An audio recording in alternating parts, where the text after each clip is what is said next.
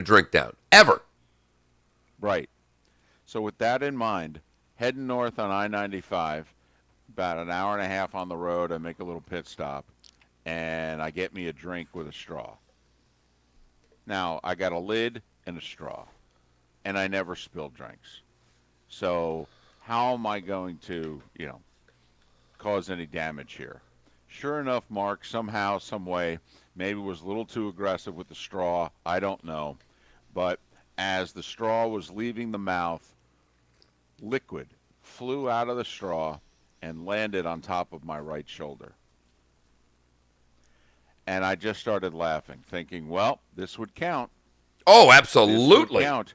This would count. Now, I don't know if this would be seen, but then again, if I wasn't wearing a jacket and I just had my white shirt on, I mean, that could have landed and stained my white shirt Speaking of the from, jacket, David, I'm going to the text line. Text from yesterday at 20 to 7 in the evening. Hello from Rockford/Venice, Florida. Catching up in hour one. The segment David did on what he does with Gary and Troy was great.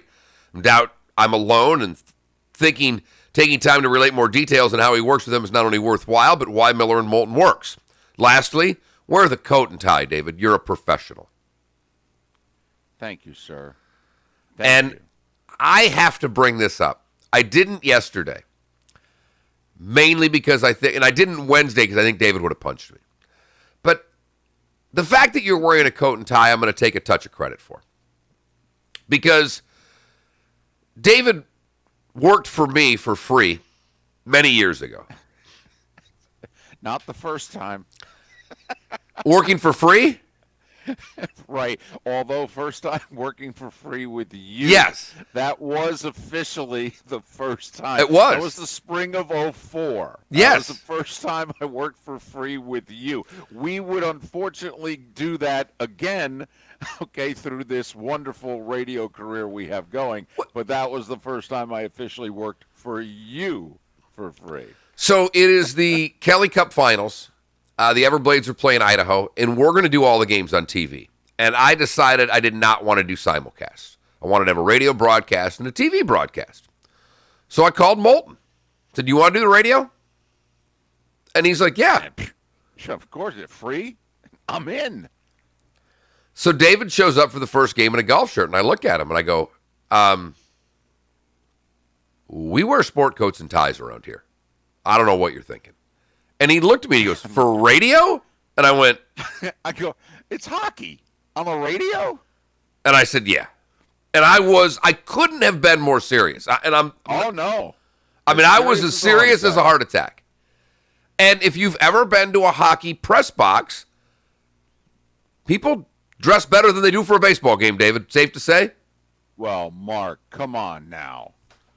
Come on now. Just about everybody in our society dresses better than a baseball press box. Come Correct. on. No, I know.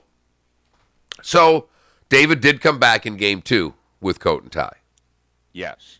Yes. I just thought, because I had left local television only a few months earlier, and I thought, oh, I don't have to wear this again. This is fantastic. I was in my radio groove. It only been a few months full time, but I'm like, this is how we roll. Yep. But, yep. So I take a little credit. Say, well, I don't know. I don't That's a deserve bit of any. a reach. It's just me. No. I'm taking it for myself, David. You don't have to give me any, and I really don't deserve any. I'm just taking a little. It's my way to be a part of the Super Bowl broadcast. Just let me have this moment. Okay, I'm sorry. Mark, you're right. It's exactly why I'm doing it. I'm actually doing it out of fear. Out of fear of being set up. Because some of the people who are supporting characters like myself in that booth. And they're a bit of a wise ass. And they've set me up a couple times already in 2 years in which they didn't let me know that there was going to be a little bit of a dress code. And so I show up having dressed, quote unquote, normally, and then there's all of a sudden a shirt and a tie or a sport coat. They went with no tie but the sport coat look for Thanksgiving this year in Detroit. And I looked at the two of them and said, well, what gives? Why didn't you tell me? I could have packed one. And they just kind of looked at me with a smile on their face, kind of like, yeah, when we do the shot on national television, you're going to look like a schlep. And we're, kind of happy about that. So Do they not I like am you, just, or do they like giving you a hard time? yeah, so I'm the new guy. See, the crew last year, I was the first change to the booth in over 15 years. So I'm new guy. So they I'm don't really still, like you. no, I disagree. I disagree. They trust Another me. great poll question, by the way. What do they like me? Yes.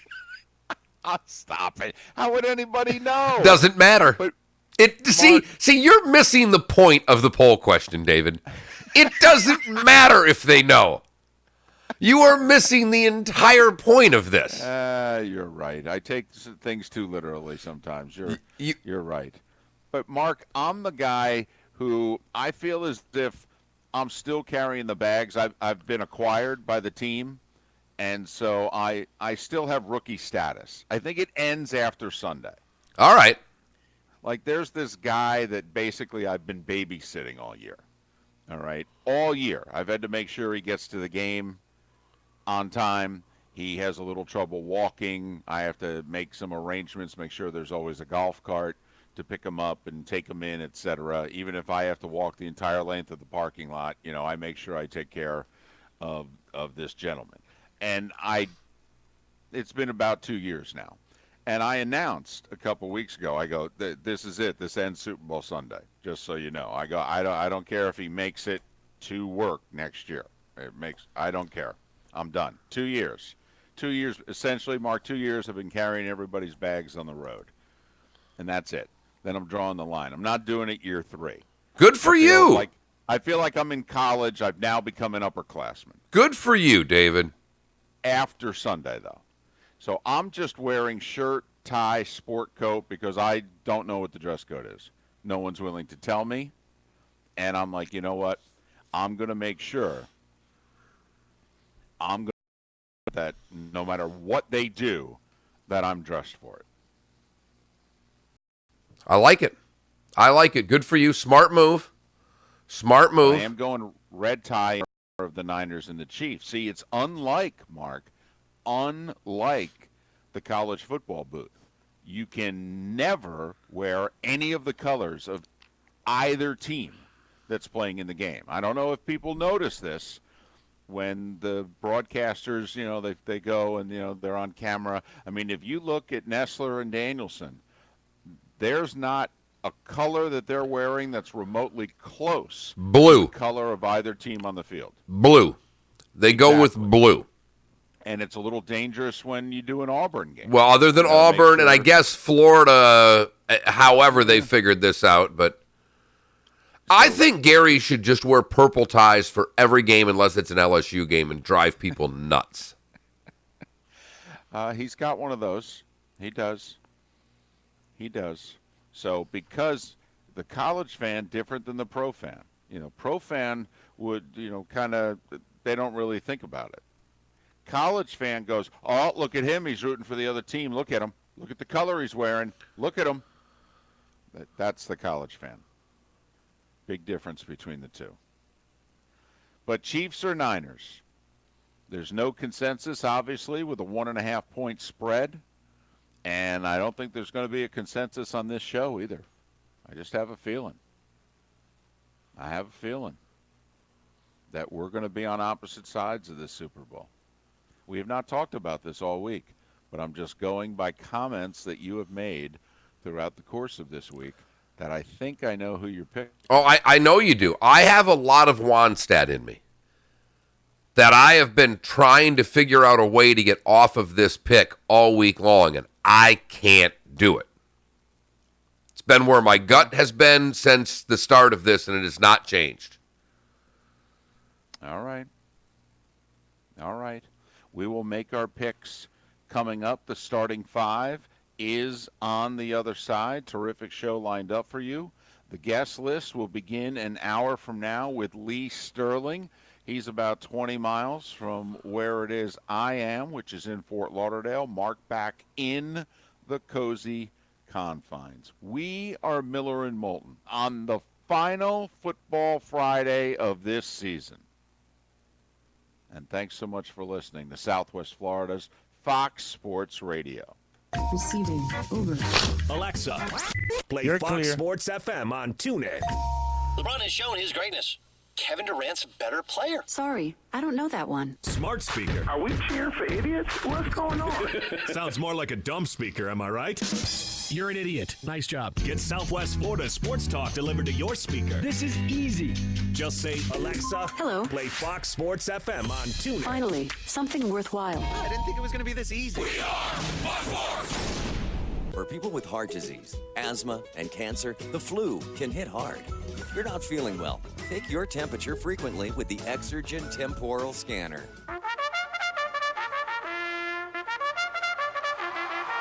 Live Greyhound Racing is back for the final season of racing at the Naples-Fort Myers Greyhound Track.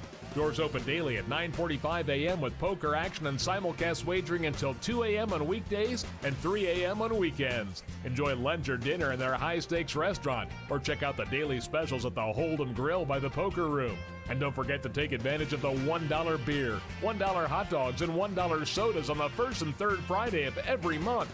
If poker's your game, you can win thousands of dollars during their high hand promotion giveaways. Their 34-table poker room also features games like 3-card poker, Ultimate Texas Hold'em, High Card Flush, and poker tournaments. Visit their website at NaplesFortMyersDogs.com for the live racing schedule and poker and simulcast information.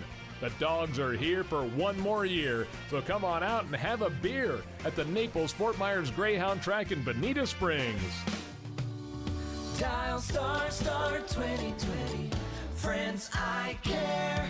Dr. Jonathan France and the caring team of surgeons at France Eye Care want to help you navigate your vision challenges with an intelligent solution, the PanOptix intraocular lens. Dr. France proud to not only be the first in Southwest Florida to bring you this breakthrough technology of a trifocal solution, he's also the #1 PanOptix surgeon in the state of Florida. PanOptix specifically designed to help patients see 20/20 at distances that are near, far, and even in between. Experience the freedom of living without glasses for distance driving or computers and reading.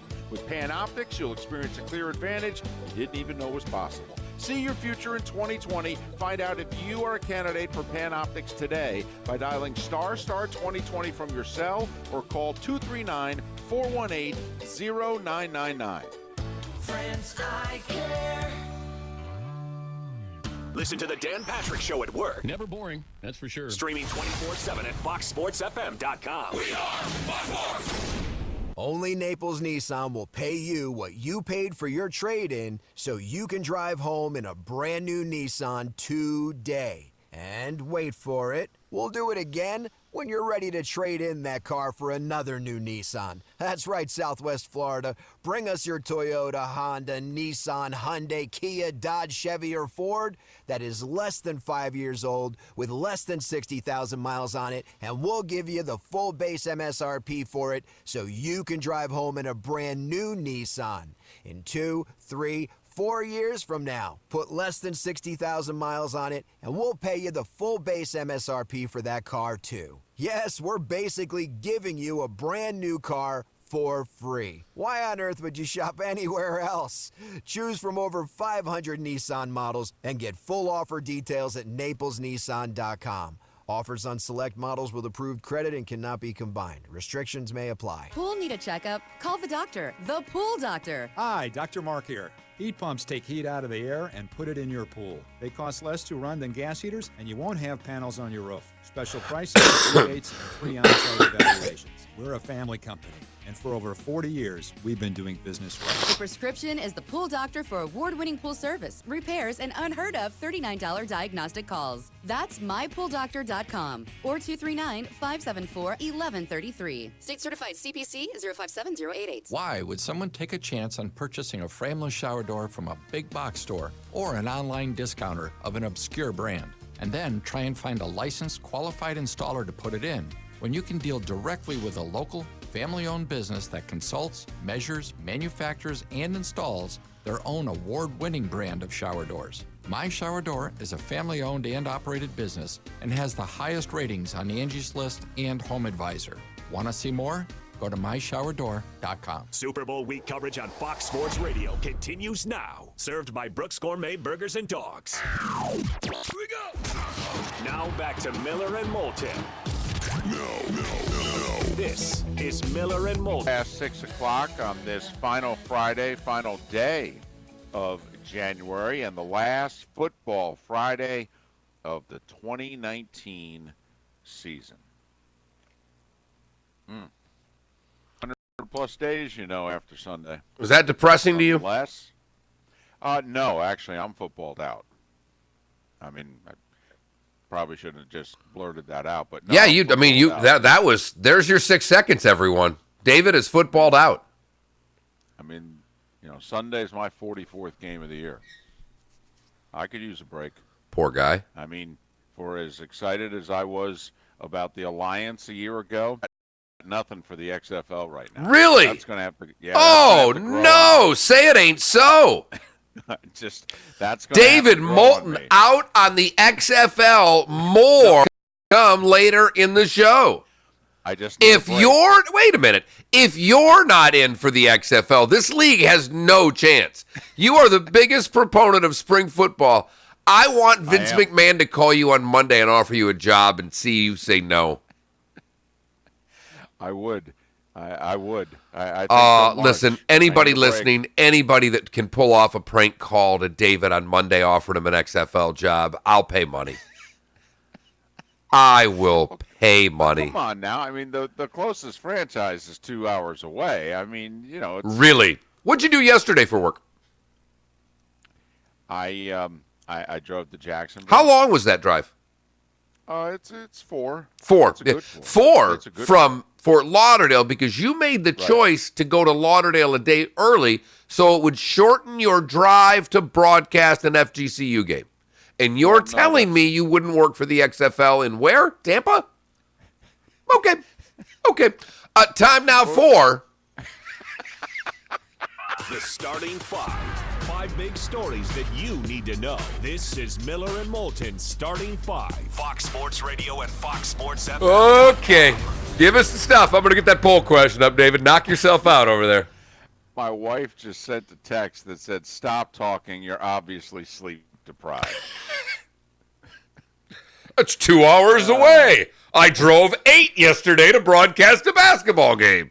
Yeah, but only 4 each way. Sammy Watkins, who's playing in this game, the pride of South Fort Myers High School, he said, and I quote, "I might chill out next season," unquote.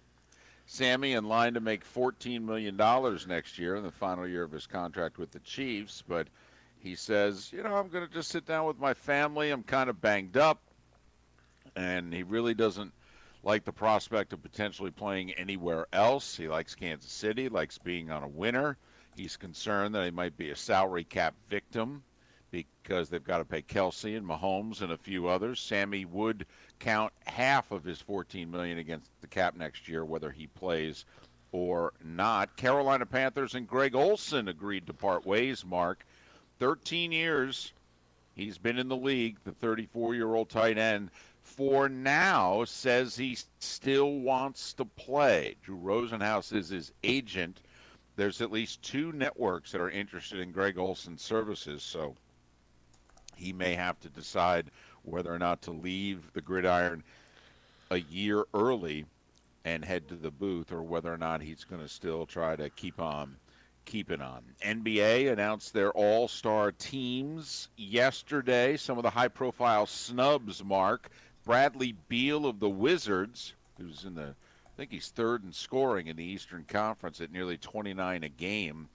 He matches the all-time record as to what someone is averaging points per game and did not get voted onto an all-star team. World B. Free back in the day averaged the same 28.7 points a game and did not make an all-star team that year. Bradley Beal, along with Devin Booker of the Phoenix Suns, yet to be named an all-star. Booker snubbed as well. The LA Clippers, who are going to face the Lakers tonight at Staples Center, they returned to action this week last night, and they were not ready to play. Sacramento came into Staples Center and whooped up on the Clippers 124 102-103. Speaking of the Clippers-Lakers game, I don't know if you'll be able to see, but both LeBron James and Anthony Davis got Kobe tattoos to honor the Lakers legend.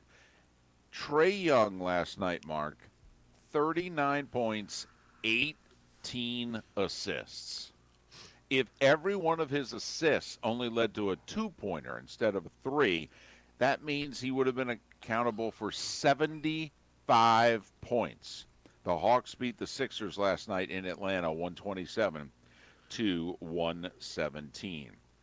College basketball, as previously mentioned, FGCU, a winner on the road in Jacksonville, 63-61. Caleb Cato, another 20-point game, Mark. That makes 3 in a row. He's the first to do that for the Eagles since Brandon Goodwin of the Atlanta Hawks did it. God darn it, David, you are a star. You are an absolute pro. Because I looked at after you did the little Hawks update there, I said, well, Goodwin must not have done much last night because you didn't put him in. Because no matter what he does, you slip him in the broadcast. But he didn't play last night, so you backdoored it with the Florida Gulf Coast University score. That is what I call a professional. That is a guy right there that wears a coat and tie. Once a year or once every 3 years, depending on the Super Bowl rotation. Jaylen Warren, Mark, had 18 points, and he hit the game-winning shot with under 3 seconds to go to win it for the Eagles, 63-61. There was one game involving 2 top 25 teams last night. Maryland at home beat Iowa 82-72. Illinois at home beat Minnesota 59-51, and the Zags keep on keeping on. They won at Santa Clara 87-72. Baylor number 1, Gonzaga number 2. Atop the college basketball poll. UCLA upset 20th ranked Colorado last night, Mark. The only upset in the top 25. Oh, good to see UCLA get an upset. Yeah. I mean, they're not a very good program. They don't have a lot of history, so it's nice to see them get a win. Or they're not a very good program that has a lot of history, one or the other. Going back to the FGCU game, Mark, they played Jacksonville. Jacksonville bills their arena as, quote, historic Swisher Gymnasium. And it is a gymnasium, if you know what I mean. I mean, the bleachers go about, on the one side behind the benches, they go about 10 rows high. That's about it. Now, weren't they playing at the beautiful, brand-new 20,000-seat arena for a while? Well, they weren't playing when it was They played at the downtown Jacksonville arena before it got refurbished. They would play not all their games there, but a decent number. Because, I did a few FGCU games against Jacksonville in the arena. And then I'm guessing for cost purposes, they decided, if we're going to have 1,500 people, we can have that at our historic Swisher Gymnasium. But I mention that because that's where Artis Gilmore played. And it was 50 years ago that he led Jacksonville to the national championship game against UCLA. That same little school and program that's in the A-Sun right now played for the national championship 50 years ago, thanks to Artis Gilmore. NHL, Mark, Nashville, that's 2 wins in a row on their little East Coast swing here. They beat the Devils in a shootout 6-5. LA Kings in overtime over Arizona 3-2, and Montreal 3-1 over Buffalo. A few other sports items, Mark, I think you may find interesting. The LPGA Tour, the most international of all the professional sports leagues and tours.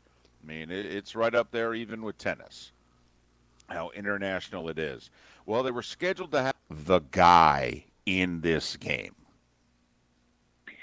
It's really hard to go into a game where Kyle Shanahan is the head coach and know who exactly is going to be the playmaker for the game. I mean, those guys have been interchangeable. Sometimes it's Tevin Coleman, sometimes it's Matt Breida, and then Raheem Mostert's been huge for the team towards the end of the regular season. He had a calf cramp the last game, so Tevin Coleman was the guy who really kind of was the hot hand and carried the ball more. So it really kind of just depends how the game unfolds. That's who kind of is going to get all the carries. But really, those guys, all of them, have been super productive for the Niners. Absolutely, and it is. How much did Sanders help Samuel? It just seems that Samuel was not a guy we heard a lot of, and then The trade happens for Sanders, and it seemed to open up time for Samuel. Is that an accurate statement? I think it is. I think that was a turning point for a lot of the guys. I think it was a turning point for Kendrick Bourne as well. He really kind of brought that veteran presence into the locker room. And what's great about them is that, with all of his experience in the league, he says, Kendrick Bourne and Deebo Samuel, who are always dancing around the field, dancing around practice, those guys keep him young, and he's also learned from them. Deebo Samuel is one of the best guys with the ball in his hands. He runs through the ball. He stays kind of low and heavy to the ground, which, keeps him from getting tackled. He's kind of got that same thing as George Kittle does, with yards after catch. They both lead the team in yards after catch, and Emmanuel Sanders has kind of learned from him and Kendrick Bourne doing that a lot more. And they've just got a really nice balance in that wide receivers room. Emmanuel Sanders said it's a really nice ecosystem that they have. Jennifer, appreciate your time and your insight, particularly at this hour. Have a great weekend and safe travels, and hopefully we can do this again. Thanks so much for having me on. Have a great day. Jennifer Lee Chan, who covers the Niners for NBC Sports Bay Area. You can follow her on Twitter at Jennifer Lee Chan, which is Jennifer Leechan. Pro wrestler? Yes. Pro wrestler? Like I said, most of the time when we have someone on, I'll spend 5 minutes and figure out who they are, what they're about. But literally, the day before the Super Bowl, or the show before the Super Bowl, we've got a beat writer on from the Niners. I know what we're talking about. So I didn't bother to look, and I'm like, I'm getting her picture for the YouTube and the Twitch feed, and I'm like, she's a pro wrestler, or was a pro wrestler.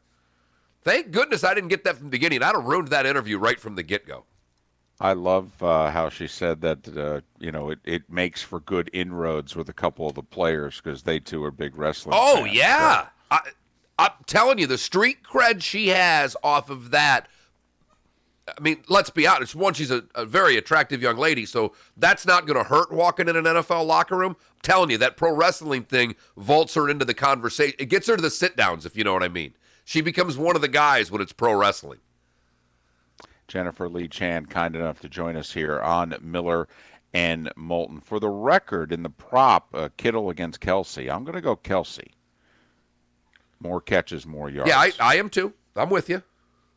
That was my pick. Right, and that was your prop bet. You'll take Kelsey in the prop bet over Kittle. But I have the Chiefs winning. Mark has the Niners winning. We both have the game going over. The over is 53.5. So figure it out accordingly. Today was the day when, coming up, top of the hour, Len Jennings, former sports guy at the local Fox affiliate, former ABC7 news anchor, who has spent quite a few years now at KMBC Channel 9 in Kansas City. He's been in town for the Super Bowl all week.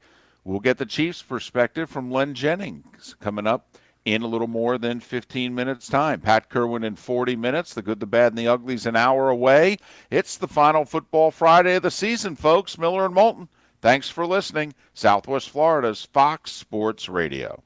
Drive home with the Doug Gottlieb You're Show. clear. Here's Mike McCarthy on the Cowboys. I told Jerry I watched every play of the 2019 season, but I wanted the job. So I haven't watched every play of the season. I don't even know why you admit that, but this is comical early dating line. That's what it is.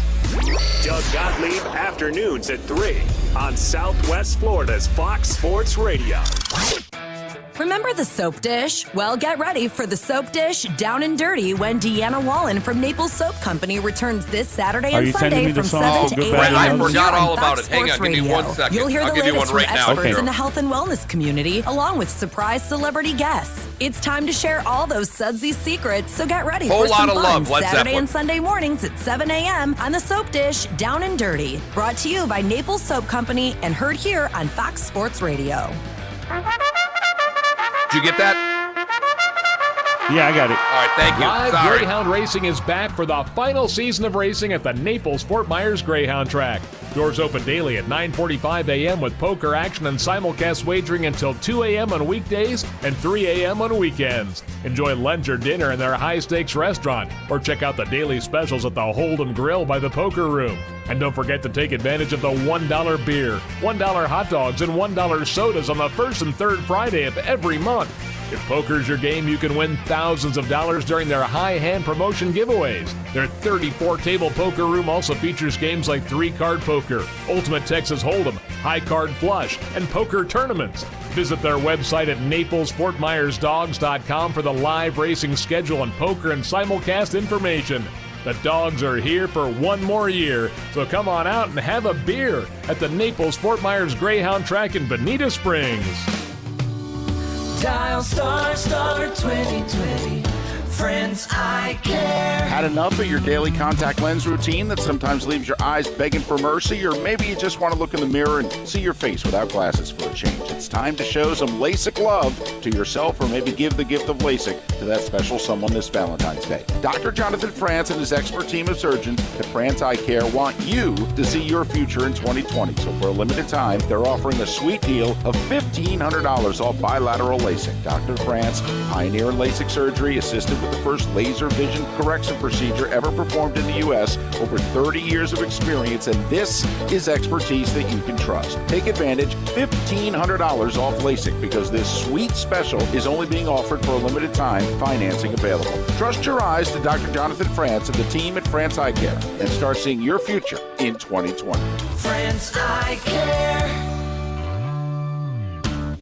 Contact Miller and Moulton anytime. Call me Daddy. Save the Williamson Brothers Marine text and talk line to your contacts. Who's got it better than us? 239-249-8167. We are Buckmores. Only Naples Nissan will pay you what you paid for your trade-in, so you can drive home in a brand new Nissan today. And wait for it, we'll do it again when you're ready to trade in that car for another new Nissan. That's right, Southwest Florida. Bring us your Toyota, Honda, Nissan, Hyundai, Kia, Dodge, Chevy, or Ford that is less than 5 years old with less than 60,000 miles on it, and we'll give you the full base MSRP for it so you can drive home in a brand new Nissan in 2, 3, 4 years from now. Put less than 60,000 miles on it, and we'll pay you the full base MSRP for that car, too. Yes, we're basically giving you a brand new car for free. Why on earth would you shop anywhere else?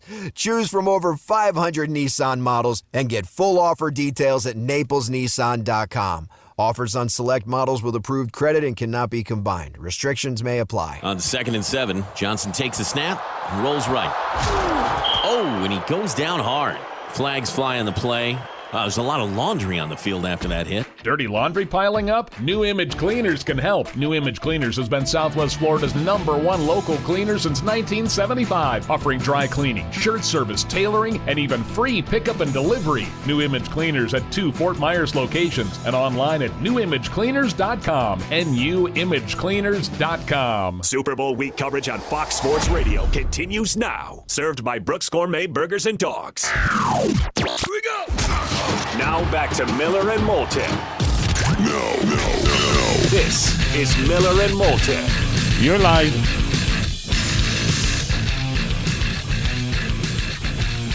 Ten minutes before 8 o'clock on the final football Friday of the season, the final day of January in 2020. Miller and Moulton, Southwest Florida's Fox Sports Radio. A reminder, all guests on Miller and Moulton, including Len Jennings, in a little more than 10 minutes' time, appear on the Goldberg Noon Abraham Law Firm hotline, goldberg-law.com. It is that time once again for Today Was the Day When. Miller and Moulton's Today Was the Day When, giving you the history of today's date so you're a beacon of useless knowledge around the office. Useless, but a lot of fun to talk about. This is Today Was the Day When, Fox Sports Radio and FoxSportsFM.com. I could just let this go for the whole thing, and I think we'd all be happy, but some serious headbanging going on. That's right. Today in 1920, the Quebec Bulldogs' Joe Malone sets an NHL record with 7 goals in the 10-6 win against the Toronto St. Patricks. Joe Malone, David. Forget that. Bulldogs. Right, the Quebec Bulldogs. He played for the Bulldogs. Against the St. Patricks. I mean, they're already a 3-goal favorite just on name alone. 1948, an unprecedented 3-way tie for silver medal at the 500-meter speed skating. I think it's great because you know that wouldn't happen today. Probably not. They didn't tie. Not with today's technology. I would love to see them replay the race and actually tell me who finished second, third, and fourth and take away the silver medal from the fourth place guy. That's what I want. Right. It's not only that you lose the silver, you lose a medal. Right. You Dig get 'em nothing. up. You get bupkis. Dig them up. 1949, the first daytime soap on TV. It was titled These Are My Children. It was on NBC in Chicago. I'm guessing, is that All My Children? I don't know. Did you hear that there are General Hospital episodes that have never aired? Really? That were recorded, and they're going to air them coming up here. I'm watching. I'm sorry. If they're Luke and Laura days, I am all in. Stop everything. I don't know the time period of the episodes that didn't air, but I'm curious because there's virtually no soaps anymore. So if I find out when they're airing, I may just tape one or two just for the heck of it. 1988, Super Bowl 22 at Jack Murphy Stadium in San Diego. Doug Williams, your MVP, as the Redskins whoop up on the Broncos 42-10. Trailing 10-0 after the first quarter. 93, Super Bowl 27, Cowboys beat the Bills. This guy you know, Troy Aikman, MVP. 52-17, your final. At the game, Michael Jackson was the halftime. 1999, Family Guy first airs on Fox. Family Guy's been on the air for 21 years. I want everybody to let that sink in for a little bit on how old you are now. Pat Summerall doing those famous Sunday reads. Stay tuned to Fox afterwards. Coming up, Family Guy. 1999, Super Bowl 33, when it was Pro Player Stadium in Miami. Elway, your MVP, 34-19 over Atlanta. His final game, and he walked off into the sunset. In 2000, something that many people remember and the NFL chooses not to talk about. This is when Ray Lewis was involved in the incident in Atlanta, and someone died, and Ray Lewis never talked about it. He didn't do it. And by the way, I want everybody to know, there's nothing out there that says Ray did it. Ray knows who did it. Ray didn't narc on his friends. All the people that say Ray's a murderer, I've never bought that. He's not. But he knows what happened, and he never told. Right. If you go back and look, I mean, when he was detained for obstructing justice because they were squeezing him for information. And he basically said, I'll sit here all offseason. Right. Yep. Stitches get stitches, David. Now, I will say, though, I think one of the victims' families, though, did sue him. You know, because basically, like, you know, they want justice, and it's like, hey, come on. Yeah, now. the only way we can get justice is money. So let's sue Ray. Yeah, exactly.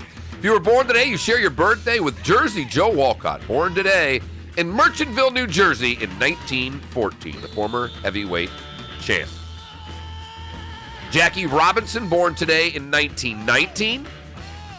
Novelist Norman Mailer, born today in 1923. Ernie Banks, born today in 1931. Pretty good day to be born if you're a baseball player. Yeah, really, Jackie Robinson and Ernie Banks. I'll keep going for you. Nolan Ryan, born today in 1947. Wow. Wow. Johnny Rotten, also known as John Lydon, lead singer of the Sex Pistols, born today in 1956. And Justin Timberlake, celebrating his 39th birthday today. And that... You know, I'm going to embarrass myself here, Mark. I don't have many music bucket list shows left, you know, old enough, been fortunate enough. I'd really like to see JT, though. Me too. I don't think you're embarrassed here. He won me over when he and LeBron did the ESPYs. I went, holy blank, this guy's great. And his SNL stuff, first off, he's done songs with Chris Stapleton. This guy is as talented as musician as there is going right now. You're not embarrassing yourself. He did that halftime at the Super Bowl in Minneapolis when the Eagles won. I thought he was tremendous. I did too. I would love to see him in concert. I'm guessing it's a remarkable show. In fact, I think that's been the best Super Bowl halftime of the last couple decades. Outside of Prince and the Rain, I'll take Timberlake. That was entertaining. That's what you're supposed to do. This thing, whatever. That is, today was the day when, brought to you by our friends at the Boathouse on Naples Bay. The Boathouse on Naples Bay, whether it's lunch, dinner, or a Sunday brunch, maybe before the Super Bowl. You want to sit outside, have a Bloody Mary. Ooh. I would pick the Boathouse on Naples Bay. Check them out online, theboathouseonnaplesbay.com, and be sure to tell them Miller and Moulton sent you. My wife's fired up for the halftime this year, and I'm a big J-Lo fan, I must admit. So the good news is I think I'd enjoy this halftime more with the sound down. Because I got no problem watching Shakira and J-Lo. I just don't want to listen to them. All right. Okay. Could be another side poll question. Halftime show, better with the sound up or the sound down? Oh, come on. Sound up. Even if it's not your style of music. Come on now. Plus, I'm curious to see who shows up and does some guest appearances. Miller and Moulton. Len Jennings next. This is an important message from Lee County Elections. February 18th is the deadline to register to vote or change your party affiliation for the March presidential preference primary. This is a closed primary election. Only voters who are registered Republican or Democrat will be eligible to vote for presidential candidates. For information, visit lee.vote or call 239-533-8683. The Kansas City Chiefs. Fired up to go to Miami. Need to get on a diet so I can fit in my clothes. The San Francisco 49ers. Touchdown! It's Mahomes versus Garoppolo in Super Bowl 54. Super Bowl week coverage on Fox Sports Radio, presented by France Eye Care. Dial ** 2020. France Eye Care. We are Fox Sports! Hi, I'm Jimmy Williamson, and if you need a tile roof, metal roof, flat roof, or even a shingle roof and you live in Naples, Cape Coral, or Fort Myers, call Williamson Brothers Roofing at 239-283-2013. There is a sea of roofing contractors out there, but there's no name in the roofing industry that can command the respect and assurance like that of Williamson Brothers Roofing. Williamson Brothers Roofing represents the fourth generation of a tradition that began with my grandfather back in 1967, a tradition serving Southwest Florida and doing right by the family name. Williamson Brothers, we've been here 4 generations and don't plan on going anywhere. Tile, metal, flat, or shingle roofs, call Williamson Brothers Roofing at 239-283-2013. Tell them Jimmy sent you and that you want the radio roofing deal. Williamson Brothers Roofing, 239-283-2013. Again, that's 239-283-2013. License number CCC 133-1999. My name is Dale Pazinski. I volunteer with United Way to help the homeless in my community learn computer skills and build a basic resume. I don't just wear the shirt, I live it. Give, advocate, volunteer, Live United. Go to liveunited.org. Brought to you by United Way and the Ad Council. WFSX AM from Naples to Cape Coral and all of Southwest Florida. 105.9 Fox Sports Radio. We are Fox Sports! What's trending now on Fox Sports Radio is sponsored by Stevie Tomato's sports page in Naples, Fort Myers, and Cape Coral.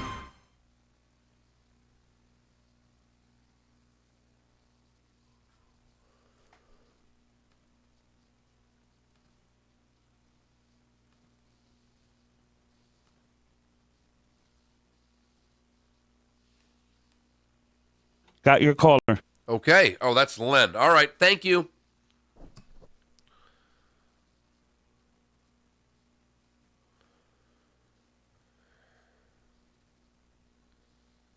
Crap.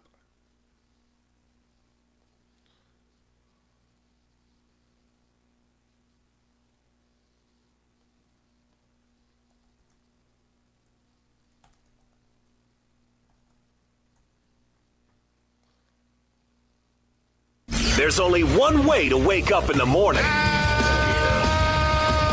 the heck are you? Yep, that's it.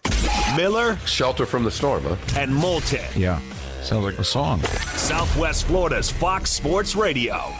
All guests appear on the Goldberg Noon Abraham Hotline. Goldberg-law.com.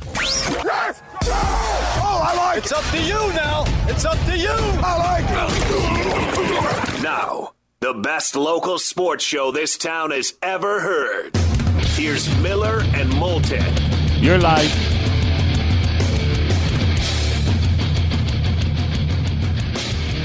Third and final hour of Miller and Moulton on this final Football Friday of the season, on this final day of January in 2020. Miller and Moulton, Southwest Florida's Fox Sports Radio. Pat Kerwin in roughly 25 minutes to talk about the game in depth. But it is a pleasure to welcome one of the nicest guys you would ever want to meet. He began his Southwest Florida television career doing sports for Fox 4. Then he moved on over and did news for ABC 7. He parlayed that into becoming the main news anchor at KMBC Channel 9 in Kansas City. You can follow Len Jennings at Len Jennings KMBC. Len, how the hell are you? I'm great, Dave. It's fantastic that you reached out to me, and I'm so excited to be on the air in Fort Myers. Actually, when I was flying in, I kind of looked out my window and I saw the Fort Myers coastline. I kind of got chills. I said, I recognize that coastline anywhere. So it's great to be back in Florida, and obviously it's been great. It's great to be covering the Super Bowl this weekend.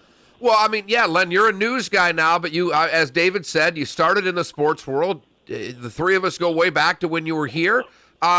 It's got to be fun for you to be able to do the sports thing again. I mean, I know you're, like I said, you're the news guy now, but to be able to go back into sports and to do it for the Super Bowl, we've had Soren Petro on a couple of times. I mean, you're involved in a city right now that is just, it's always been all Chiefs all the time, but just how big is the buzz, Len? Well, and just I'm back in sports. Probably about 4 or 5 years ago, I moved over as a sports director of the TV station. So I'm back in sports, and so it's been a wild ride for me since then, because they had the Royals back in 2015 when the World Series. And I'll talk, the city was blue, all blue when the Royals in 2014, 2015. You notice a huge difference. Everyone's in a good mood. And then the same thing happens this time around. Everyone is red every single day. You see it everywhere, Chiefs logos, and people have just been in a fantastic mood the whole season. Well, pretty much ever since they drafted Patrick Mahomes, everyone's been in a great mood. But it's just been an amazing ride for this Chiefs team, but also for the city of Kansas City. It's kind of a mid-market in central United States and in the Midwest, and so this is you get that Midwest nice, and they're Midwest nicer because the Chiefs are doing so well. Len, what's it like having one of the biggest superstars in sports at the beginning of his superstardom and to be covering Patrick Mahomes? I mean, you could argue that Kansas City's never had this, although George Brett around 1980 in the early 80s was a really big deal in the sports world. But, I mean, Len, you're getting to cover Patrick Mahomes at the beginning of his career, and this could be the face of the league for the 2020s. Well, what's interesting is, like, the Kansas City Chiefs, before they drafted Patrick Mahomes, they had a pretty good team. They had Alex Smith at quarterback. They had a AFC divisional playoff game at home. They lost to the Steelers, I think, by about 2 or 3 points. They were so close to the AFC championship game. They had a couple of first-round picks. I think the chatter was that all they needed was like maybe one guy on defense, one guy on offense, and they could take that next step. And so what the Chiefs do is they traded 3 of their picks, 2 of their first-round picks, to move up in the draft to grab a quarterback. And so everyone was kind of scratching their heads. Is like, I guess maybe they don't like Alex Smith enough, or they don't think that Alex can win the game. And they bring in Patrick Mahomes, and then you start hearing what he sat out for that first season. And Alex Smith was an integral part in his growth, and he gives a lot of credit to Alex Smith. To this day, he actually gives Alex Smith a lot of credit for being in the Super Bowl here. And then all of a sudden, you start hearing from guys like Travis Kelce and Tyreek Hill about what this kid is doing in practice. And he's not even playing the game. He sits the first season under Alex Smith's tutelage, and then all of a sudden you start hearing some things like, man, this is Patrick Mahomes. They're just praising him in the practice. And then when he first he started one game at the end of the season against the Broncos and looked good. And then all of a sudden, just that next season when he kind of came out, got his first season as a starter, when they traded Alex, and then Patrick Mahomes took over. You started hearing more during the OTAs, during the camps, and then we started seeing it. His second season, when he did his MVP season, 50 touchdown passes, and everything what he was doing was no-look passes, left-handed passes, and that's when the excitement started to build. And I think that's when everyone started talking about this guy's going to win us Super Bowls. And of course, Chiefs history. They haven't won one since Len Dawson 50 years ago in Super Bowl IV. So this has been a long time. They haven't played in the Super Bowl since then either. So and there's huge fanaticism in Kansas City for Chiefs football. Everyone loves Chiefs football, and so this is just huge for Kansas City. And this being the beginning of Patrick Mahomes that drafted them with the number 10 pick until now, and the kid is just he's 23, 24 years old. He's extremely mature for a kid his age. And, he grew up in, his dad was a Major League Baseball player. He grew up in clubhouses, and I think that helped him a lot. I mean, his parents are grounded, and growing up in clubhouses and seeing how people, professional ball players act, he's got that maturity that so he's phenomenal on the field, but he's also just phenomenal off the field as well. And Lenny's phenomenal off the field for Kansas. I mean, this early in your career to be asked questions, and who knows what's going to happen down the road, but I mean, he gets it. Every answer seems to be the right answer. I want to play in Kansas City my whole career. I mean, every time he's put in front of a microphone, it seems that he knows what to say. And I know that sounds really simple, but it's not. We watch it. I mean, we got Jameis Winston up the road. Talk about a guy that doesn't know what to say in front of a microphone. He can trip over himself even when he shouldn't have to. It's remarkable that Patrick gets it. And then you're right, Mark. It's funny about him is because I don't think there's anyone really kind of guiding him. Sometimes these players, they have people, they'll say one thing and then they'll come out and say the next thing. And you think, well, someone probably got in his head, either his agent or his coach or whatever. With Patrick, I don't think he's taking direction from anyone. I think this is from all him. And he's very genuine. He handles himself in a great. And the thing about it is, it has an effect, on the players. I mean, Travis Kelce was getting these unsportsmanlike penalties that were just killing the Chiefs a couple years ago, because he just couldn't control his behavior on the field. And Travis Kelce, you almost see a little bit of a difference in him on the way he acts on the field and his maturity. And I think, when you talk to Travis, he just kind of felt like, I got this kid next to me who's going to win us a Super Bowl, and I better get on board with this. And that's where it trickles down for Patrick Mahomes. It starts with him, but I think he has a huge, huge impact on the players around him as well.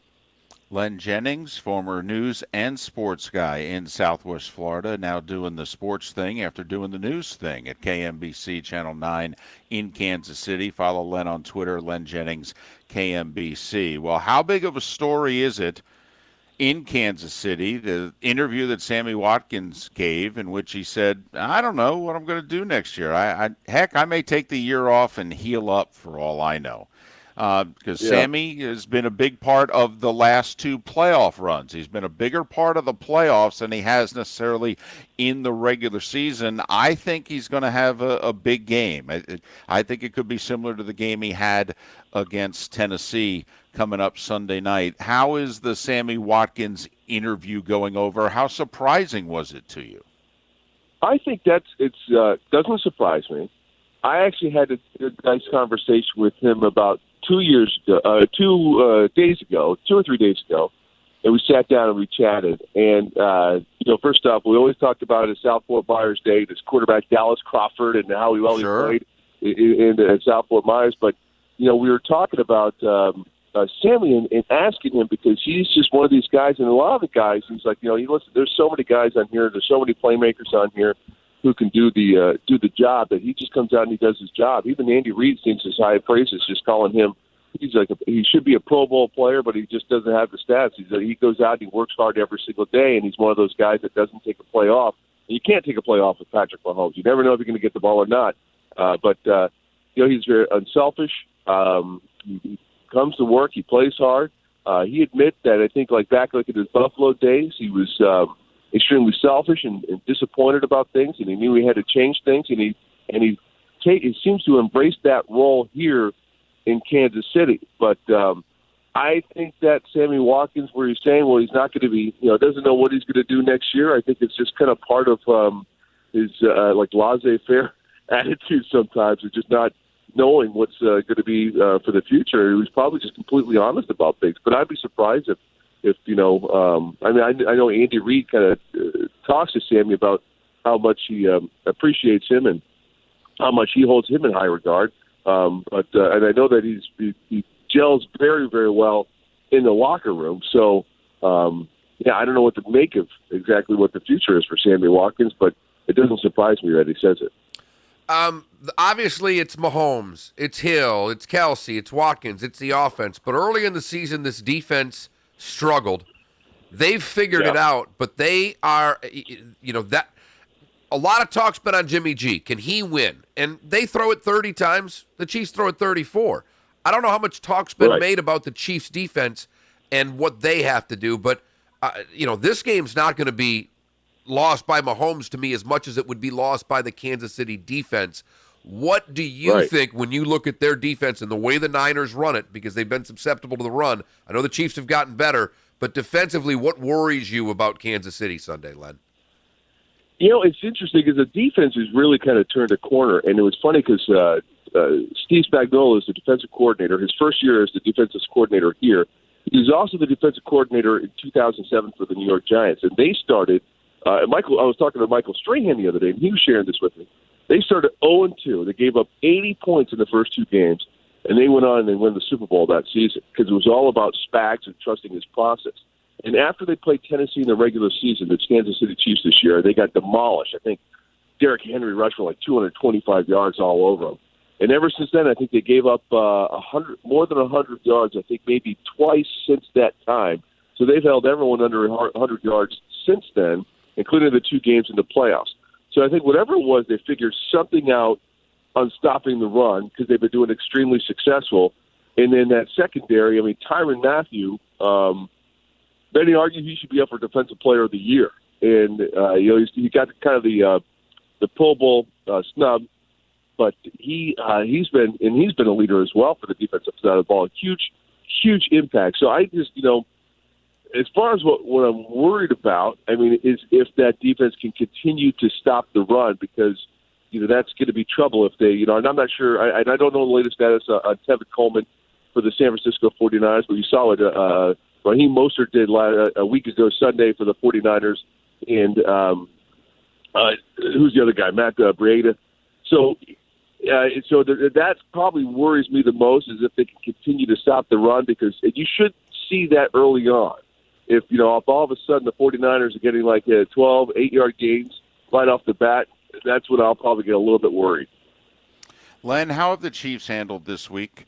We had someone on last hour talking about the Niners, and she said, to be honest, the Niners feel as if they've had a better week in South Florida than they had in their week of prep back in San Francisco. Your read and or what some of the Chiefs have said about the week in South Florida. We had Joe Theismann on yesterday. He said, sometimes you can lose your edge in the week that you're actually at the game. How do you feel the Chiefs have handled this week? Well, I think that with head coach Andy Reid, he's always been kind of very regimented. For every single road game, they arrive at the same time, no matter what time zone they're playing in. That's how regimented he is. He arrives on the same day. Mexico City, when they played in Mexico City, they arrived 3:00 in the afternoon on the Saturday or the Sunday before the game, and played it. Whereas the Chargers were down there trying to get acclimated to the altitude, and so he's very regimented. And so when you talk to the guys about it, it's just Andy Reid kind of sticks to his guns about what the practice schedule is. Our pressers here were 8 a.m. for the Chiefs every morning. And I don't think that's by accident. I think he wants to get these guys up out of bed and get them going to start the day. So we had really early pressers in the morning to talk to these guys. And, when you talk to the guys, they talked about how Andy's kind of got them on the schedule. He's like, hey, let's just he always likes us to have, have our personality, have some fun. But at the same time, we have a duty. And then the other big thing about Tyrann Mathieu and Patrick Mahomes, you got two leaders on both sides of the ball. Tyrann Mathieu was telling us that he's texting all like the young kids, the rookies and young players. He's texting, like, where are you at? Where you? Oh, I know where you are, because if you're not back at your hotel, we have a problem. And so you got some of the veteran players and some of the leaders, also kind of taking some accountability as far as where these guys are. So I have the feeling that not sure how practice has been going this week for the guys. We're not allowed to attend the practices, but just talking to them, it seems it appears that they're grounded and they're focused. But Coach Reed even mentioned that they got most of their work done last week in Kansas City. So this week is kind of like still football on top of football, but also with the responsibilities and distractions and trying to be focused on the task at hand.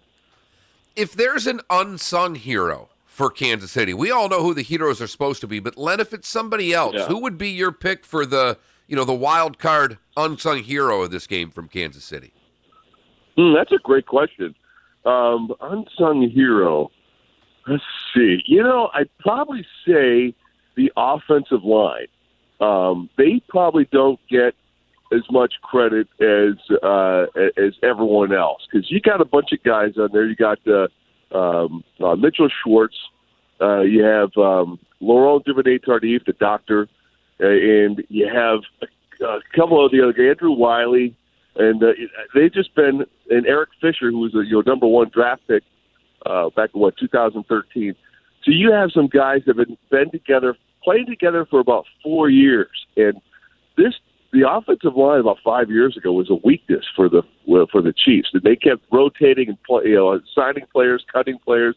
They just couldn't find the guys that clicked and worked together. And they all of a sudden got a good group and good guys. And Andy Reid, who's an offensive lineman guy himself, says this is probably one of the smartest offensive lines that he's ever coached. It doesn't help to have a doctor on that line, but so I think the offensive line is probably the unsung heroes of this team. Yeah, I think the Chiefs' tackles are the keys, actually. If they have a good game and block the Niners' ends, I think Kansas City is going to win. Len, all the best. Thanks for making time for us. We really appreciate it. Enjoy your weekend. Never know when you're going to get to cover another one of these, and safe travels back to America's Heartland.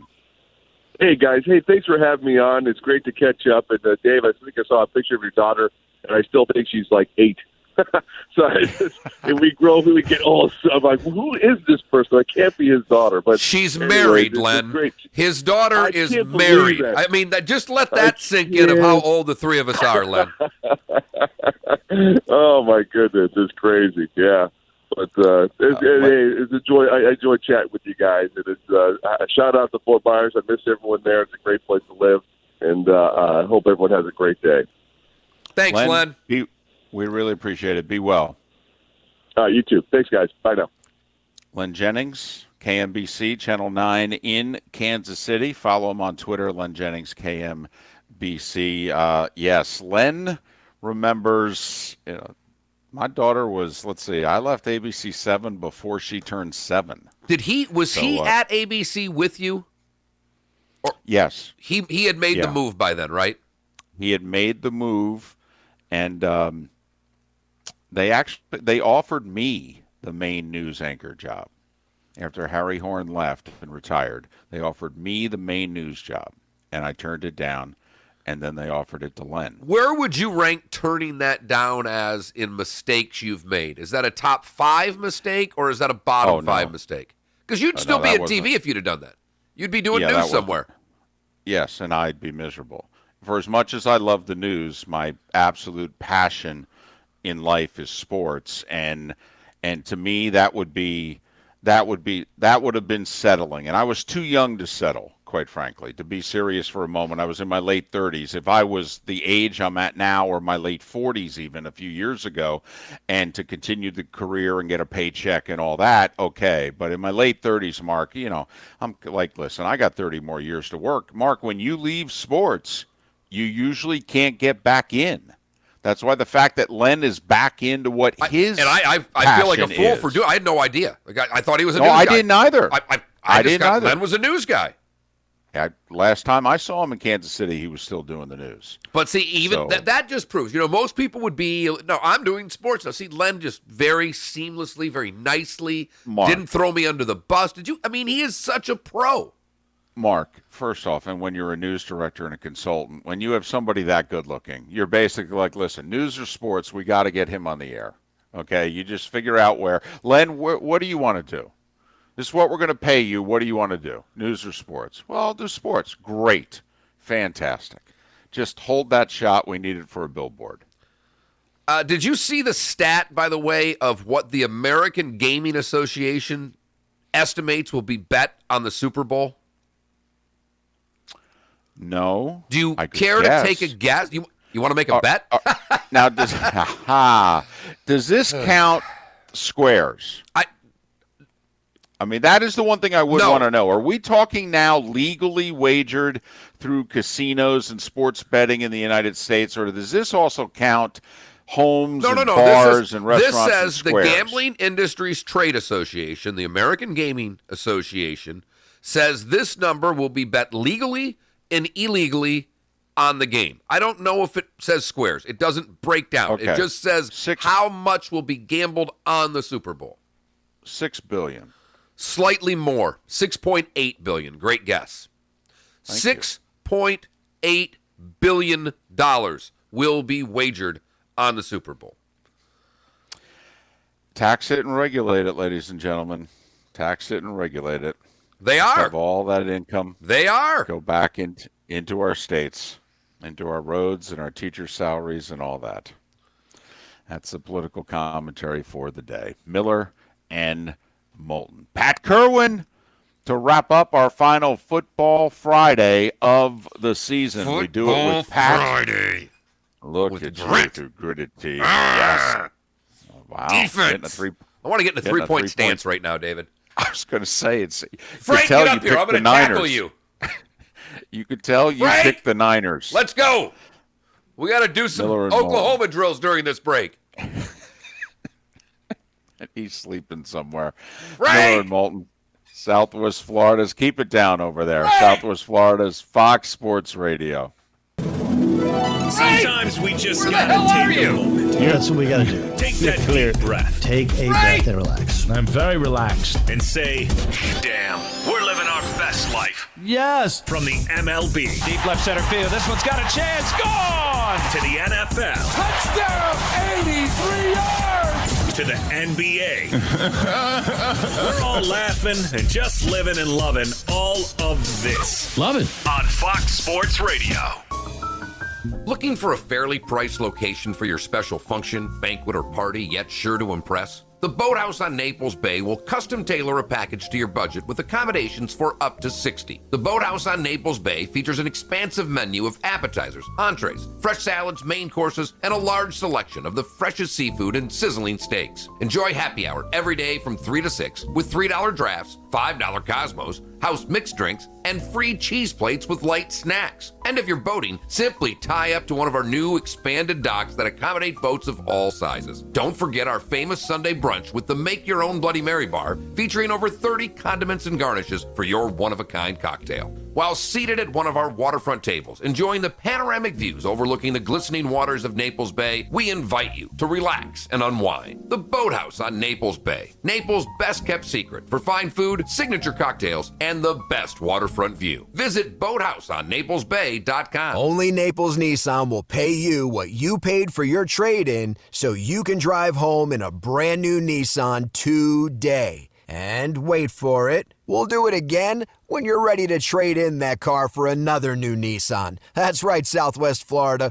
Bring us your Toyota, Honda, Nissan, Hyundai, Kia, Dodge, Chevy, or Ford that is less than 5 years old with less than 60,000 miles on it, and we'll give you the full base MSRP for it so you can drive home in a brand new Nissan. In 2, 3, 4 years from now, put less than 60,000 miles on it, and we'll pay you the full base MSRP for that car too. Yes, we're basically giving you a brand new car for free. Why on earth would you shop anywhere else? Choose from over 500 Nissan models and get full offer details at NaplesNissan.com. Offers on select models with approved credit and cannot be combined. Restrictions may apply. Pool need a checkup? Call the doctor. The Pool Doctor. Hi, Dr. Mark here. Your old pool pump is an energy hog and likely your second greatest user of electricity. We'll install a new Pentair energy-efficient pump, saving you over $500 a year. We're a family company, and for over 40 years, we've been doing business right. The prescription is the Pool Doctor for award-winning pool service, repairs, and unheard of $39 diagnostic calls. That's mypooldoctor.com or 239-574-1133. State certified CPC 057088. 94.1 Estero. We are Fox Sports. Dial star 2020.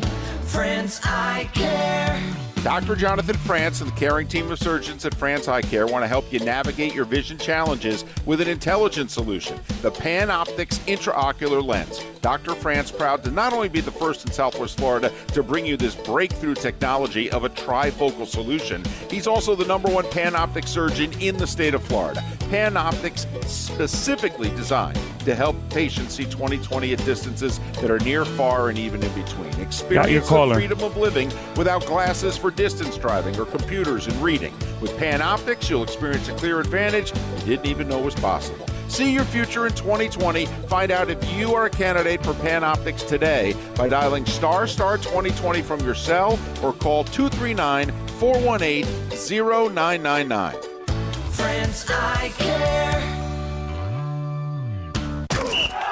It's football time, and Brooks Gourmet Burgers and Dogs is ready to make the game a super one. With their newest location at Logan Landings on Immokalee Road, Brooks Gourmet Burgers and Dogs is a super place to watch pro football. Brooks is the perfect place for a super party. 2 super locations for the big game. Logan Landings on Immokalee Road and on the East Trail at 951 by Publix. Online at brooksburgers.com. Brooks Gourmet Burgers and Dogs. Living the dream, one burger at a time. Super Bowl week coverage on Fox Sports Radio continues now. Presented by France Eye Care. Dial star 2020.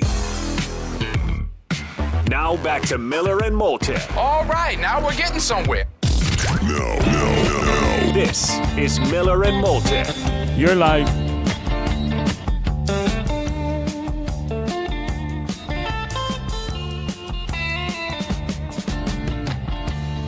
.28 past 8 o'clock.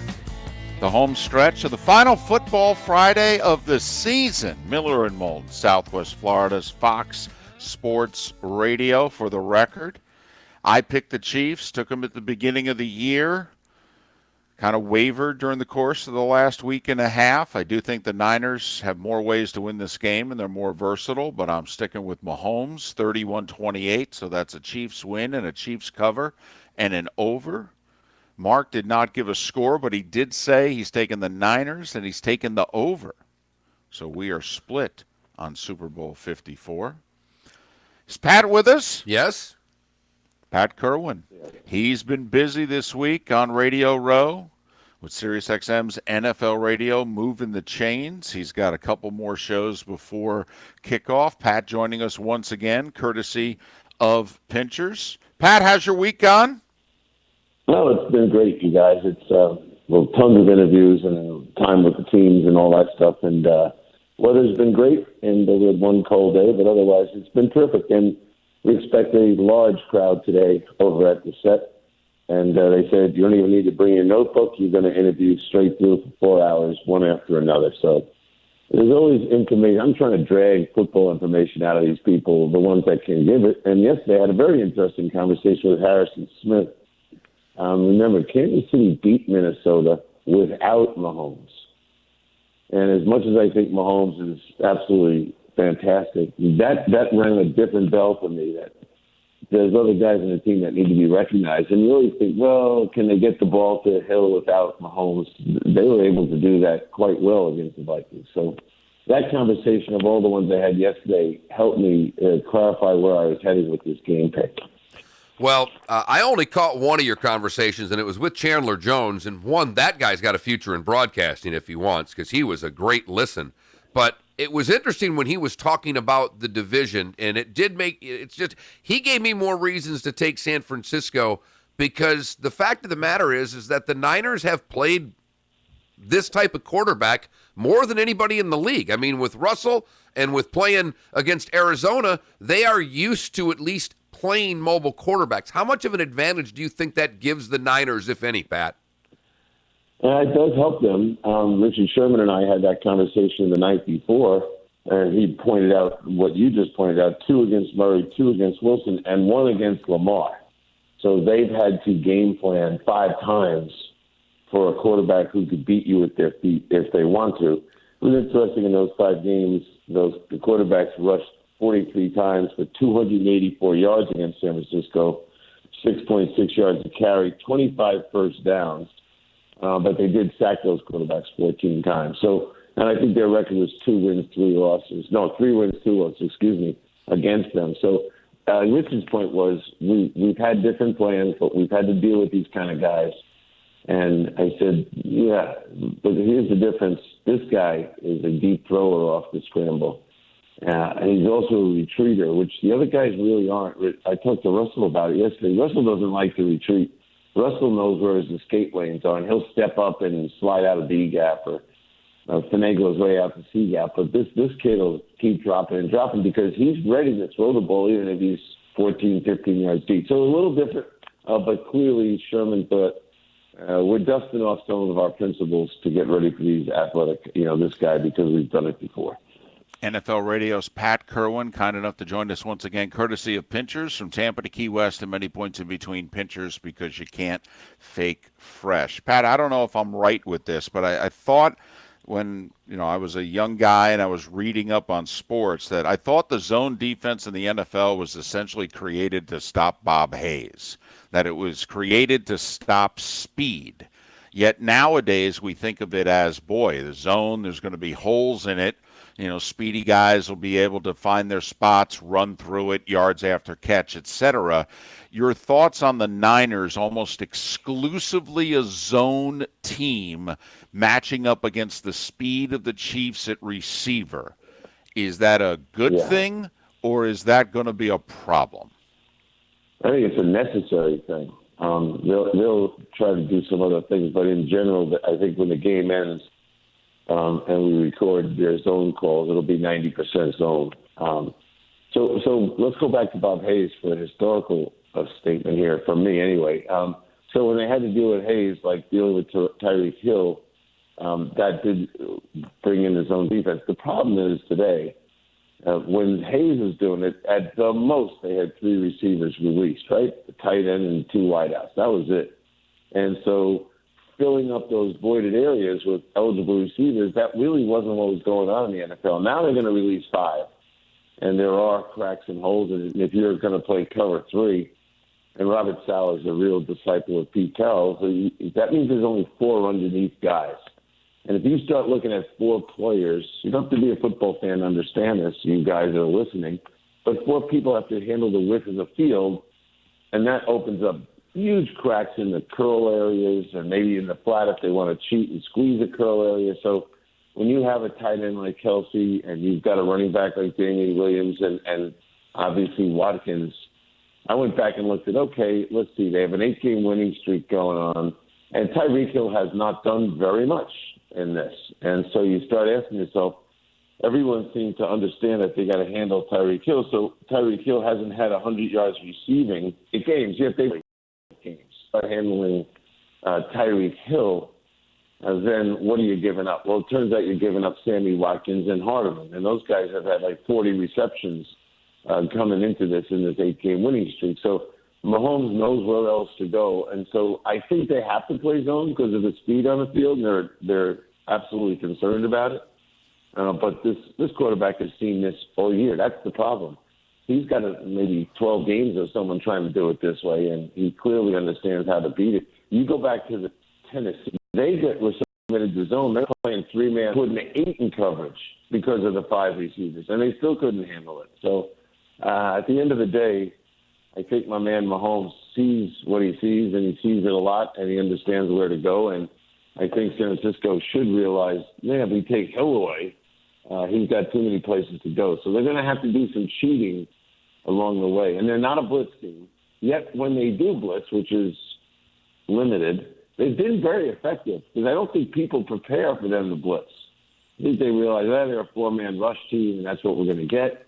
But at the end of the day, the couple times that they've decided to get after it, and they have, here's the example. They've had 123 blitz calls all year. And from that 123, they got 15 sacks out of it. So they're getting a sack every 8 or 9 pressure calls. So I think as crazy as it sounds, they got to do it a couple times and try to tag this guy before he starts drifting around. Pat, is that then the case if you're the defensive coordinator, based on what you just talked about? Would you then blitz a lot more early so the thought of blitz is there for the rest of the game, or is that something you're going to wait and see what they're doing to see how you attack and blitz? Well, first thing is early will mean first downs for me. Early in the game, a couple of times, just enough that they go off the field and start thinking about what they just saw. Because you can always invent a blitz you've never used before. And if it's not effective, you're going to get scored on. But if it is effective, and Jim Miller makes this point all the time that, he would only zone blitz. The old Jim Johnson defense where you're playing 3 deep and blitzing in front of it and probably voiding an underneath area, which I think would be the way I'd go with it. But if you just look at first downs, interestingly enough, Kansas City is 211 runs, 245 passes. So they've thrown more on first down than they've run. And I think you got to address dealing with that all the way. And then it gets worse from there. Second down is 119 run, 203 passes. So I think you can do it a couple times. You're not going to win doing it, and you're not going to make a living doing it. But you've got to take some shots to sack this quarterback. He doesn't turn the ball over very much. There's another Mahomes-ism. He doesn't throw picks, and he doesn't really fumble. So you got to take a shot or two. They're going to probably try to think they can rush inside, but the two, talking to Buckner and those guys, they go, he drifts back all the time. So as Buckner said to me, he goes, it's a long way to get him when you're rushing inside. He's not a standing there. Like Garoppolo is going to throw from 4 yards deep in the pocket, maybe 5 yards deep. He's going to sit in there, and that's his launch point. The other guy could be all over the place. So I think he kind of neutralizes the inside rushers, the way he moves around back there. They're going to need Bosa and B to get there once in a while. But I do think it should help with a pressure call early. Pat, is that kind of the X's and O's game for the Niners defensive coordinator there? He's got to get his ends one-on-one on the tackles with no help and then say to those guys, hey, dudes, you got to be able to win this. If you don't win this, we don't have a shot. And so does that mean maybe, I remember Spags with the Giants, he would send Antonio Pierce up the middle quite a few times just to occupy a blocker so that Strahan and Umenyiora and what have you could just be one-on-one on the ends. Is that kind of the game within the game here? Just blitzing to get his ends solo and no help? Yes, I think that's the game. You got to design stuff inside. The two big guys inside, you would hope that they were good enough, and they are good enough to handle 3. Like, force the guards in the center to take those 2 guys. Now, if they decide that they're not going to do that and they're going to have a free player, so now they have a slide protection, they can deal with if there's a blitzer, they can free the guard or the center to help out with that. Then I think, if you want to guarantee that the offensive tackles, they're pretty good, are going to handle the 2 ends by themselves, then you blitz inside. And you make the center not be in the protection. You've got to pick up the inside blitzer. Now the tackles are absolutely guaranteed to be on their own out there. So I think that you got to do a little of it. As I said, you got to be scared to death of it in a sense. See, I love Richard Sherman. He's not the guy he was 5 years ago. So any of these stop and start routes, like if Hill comes out, jams his foot in the ground, and then takes off again, that's where Richard could have some problems on a stop and start. Because that's not what he does well anymore. He's a good, lanky guy. His interceptions have been while he's rolling through coverage.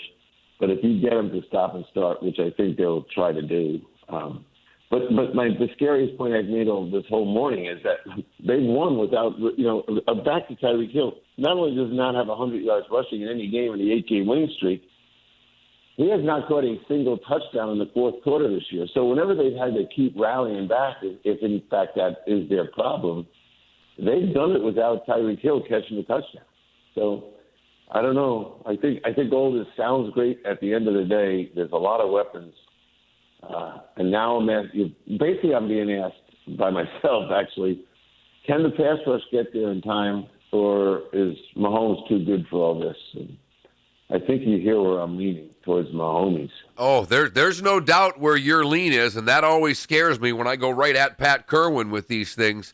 I've asked this of a lot of people, and I just want your assessment of Garoppolo, because I listened to different interviews. Probably listen to more radio this week than I normally do because the interviews are so spectacular by everyone. And the quarterback I gets the blame, but to me it's going to be a game that Jimmy G's in a weird spot because it's basically being set up